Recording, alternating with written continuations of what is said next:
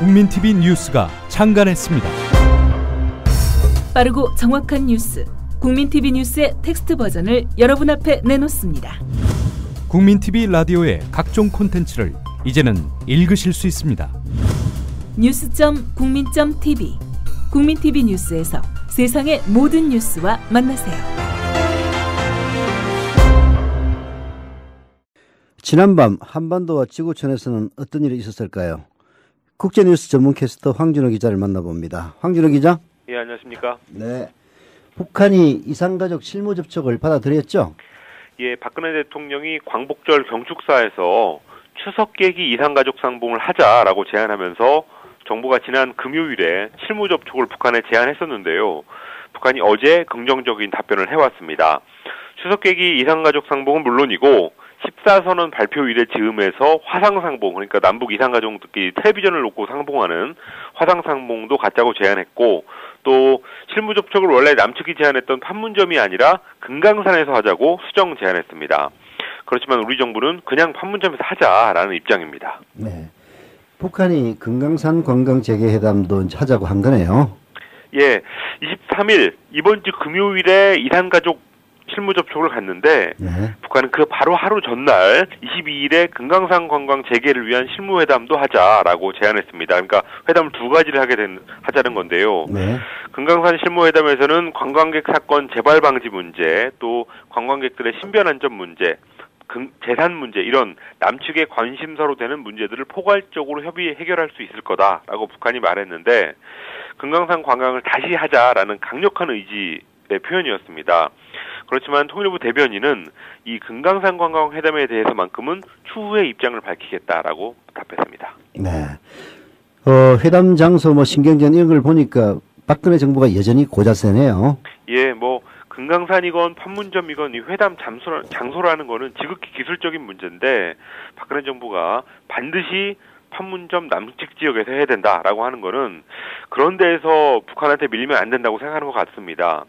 재밌는 거는 북한도 그런 자잘한 문제로 신경전을 잠깐 동안 하다가 결국은 박근혜 정부가 하자는 대로 한다는 건데요. 이 남쪽을 대하는 북한의 문법이 과거에 비해서 달라진 거는 좀 분명해 보입니다. 그러니까 김정은 시대로 오면서 변화를 추구하고 있는 것 같고요. 또 남쪽 정부가 올해로 6년째 보수 정부고 또 앞으로 4년이나 더 남았다는 점에서 북한도 남측을 대하는 방식을 과거처럼 가져가기는 좀 힘들다라는 판단을 하고 있지 않나 싶습니다. 네. 그러면 금강산 관광회담은 과연 될까요? 박근혜 정부가 금강산에 대해서는 아직은 소극적이고 또 북한이 먼저 하자라고 하면은 일단은 거절하고 보는 게 지난 반년 동안 보여줬던 박근혜 정부의 모습이었기 때문에 금강산 회담은 일단은 거절할 것 같습니다. 북한이 금강산 회담을 먼저 하고 다음 날 이산가족 실무 협의를 하자라고 한 걸로 봐서 두 개를 연계한 게 아니냐, 금강산 회담을 안 받으면 이산가족 회담도 안 받는 거 아니냐라고 분석한 언론이 있는데요. 그런데 요즘에 북한이 하는 걸 보면은 그렇게 할 것 같지는 않습니다. 남쪽이 금강산 회담을 거절하면 이산가족 실무 접촉을 한 번 정도는 이렇게 방향을 틀지는 몰라도 결국은 이산가족만 하게 될 것 같은데요. 이 북한의 요즘 행동이 옛날하고는 좀 다르기 때문에 예측이 쉽지는 않은데 남측의 고자세에 대해서 한두 번 신경전을 하긴 하지만 결국은 수용하고 마는 게 아직까지 보여준 패턴이었습니다. 네. 근데 그럼 이집트 사태는 지금 어떻게 돼가고 있죠? 일단 시간 순서대로 보겠습니다. 쿠데타로 축출된 무르시 전 대통령을 지지하는 시위대에 대해서 지난 수요일에 군이 해산에 나서면서 그날 하루만 638명이 사망했었습니다. 그리고 거기에 항의하는 시위가 지난 금요일과 토요일에 있었는데 정부가 강경 대응에 나서면서 추가로 173명이 사망했습니다. 그렇게 해서 총 800명 이상의 사망자가 났는데요. 정부, 그러니까 가해자가 발표한 숫자니까 실제로는 더 많은 피해가 있었을 걸로 쉽게 추정할 수 있습니다. AFP 통신은 자체적으로 집계를 해보니까 쿠데타 과정이 시작됐던 6월 말 이후 현재까지 무려 1,042명이 숨졌다고 보도했습니다. 금요일에는 경찰이 이슬람 사원 안으로 도망친 시위대한테까지도 총을 쏴서 충격을 주는 일이 있었습니다. 네. 일요일 시위는 취소됐다고요? 이슬람 세력의 저항 분위기는 여전히도 만만치 않은데 그렇지만 정부에서 군 저격수까지 배치해서 시위대가 워낙 위험해지니까 일단은 일요일에 예정됐던 시위, 기자회견 이런 것들은 취소했습니다. 정부는 무르시 전 대통령이 소속해 있던 무슬림 형제단을 법적으로 훼손하는 절차에 들어갔는데요. 그런 문제까지 벌어지면서 이 최악의 갈등 상황은 이번 주에도 계속 있을 것 같습니다. 국제사회는 미국이 조금 소극적일 뿐이지 그 이집트 과도 정부를 규탄하는 분위기가 아주 강한데요. 유럽연합 EU는 유혈 진압을 즉각 중단하지 않으면 EU와 이집트의 관계를 긴급히 재검토하겠다라고 밝혔습니다. 그리고 이집트 주변 국가들에서도 강경 진압을 규탄하는 시위가 열리는데요. 심지어 이슬람주의자들을 그렇게 싫어하는 이스라엘에서도 이집트 군부를 비난하는 시위가 벌어졌습니다. 자기 나라 국민을 1000명이나 총을 쏴서 죽이는 정권에 대해서 이스라엘도 비난을 안 하면 이상한 거 아니겠어요? 그렇습니다. 과도 정부가 왜 이렇게 폭주하는 겁니까? 7월 3일에 이슬람주의 대통령인 무르시를 군부가 쫓아낸 후에 과거에 무바라크 독재 정권 시절에 있었던 공안 세력들이 이 과도 정부라는 틀 안에서 완전히 살아나면서 지금 이렇게 고삐 불린 망아지가 됐습니다. 쿠데타 후에 이슬람주의 세력의 박멸, 여기 이 정치적 목표에만 몰두하고 있는데요. 현재 과도 정부의 최고 실세는 LCC 국방장관이라는 사람입니다. 그런데 이 이집트 사태를 중재하겠다고 나선 미국의 상원 의원이 이 LCC 국방장관을 만났는데요. 그 국방장관의 주변에는 이번 기회에 아예 이 무슬림 형제단을 완전히 제거하고 싶어하는 그런 군부의 장군들이 포진해 있다고 설명했습니다. 그런 목표를 위해서 과도 정부는 무바라크 시절에 반체제 인사를 체포하고 고문했던 그런 경찰 부서들을 이미 완전히 복원시켜놨습니다. 지지하는 사람이 있으니까 그렇겠죠?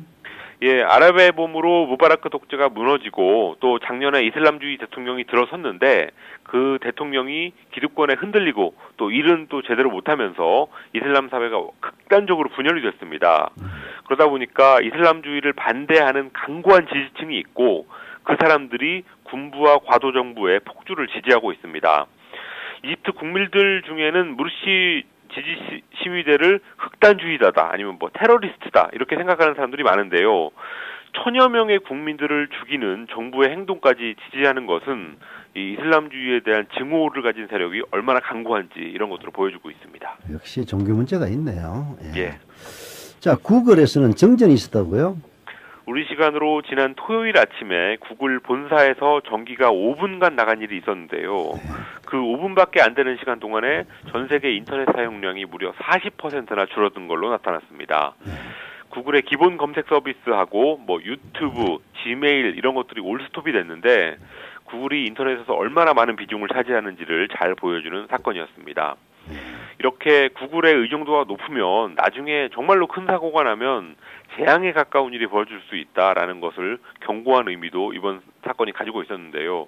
구글은 현재까지 정전의 원인을 밝히지 않고 있습니다. 네, 끝으로 하나만 더 얘기해 주시죠. 미국의 한 고등학생이 지난주 금요일에 미식축구 풋볼을 하다가 목이 부러져서 숨지는 참변이 발생했습니다. 풋볼은 몸싸움 중에서도 이 머리가 충돌하는 일이 많은 운동인데요. 그건 그동안은 그냥 그거는 풋볼 경기의 특징이다라고 그냥 치부해버리고 말았는데 요즘에는 그런 식의 위험한 경기는 규제해야 된다라는 여론이 미국에서 커지고 있습니다. 작년에는 오바마 대통령이 직접 나서서 미국 풋볼 연맹한테 이 충돌 규제를 강화하고 또 경기의 룰을 바꿔달라라고 요구하기도 했는데 그런 상황에서 이번에 사고가 또 일어나면서 미국 풋볼계가 더 곤란한 상황이 됐습니다. 네, 근데 미식축구는 그렇게 부딪히는 게 그게 매력이라고 그러던데. 그동안 그렇게 생각해 왔는데 하도 사고가 많이 나니까 생각이 바뀌는 것 같습니다. 네, 네, 수고하셨습니다. 예, 감사합니다. 지금까지 월드리뷰 황준호 기자였습니다.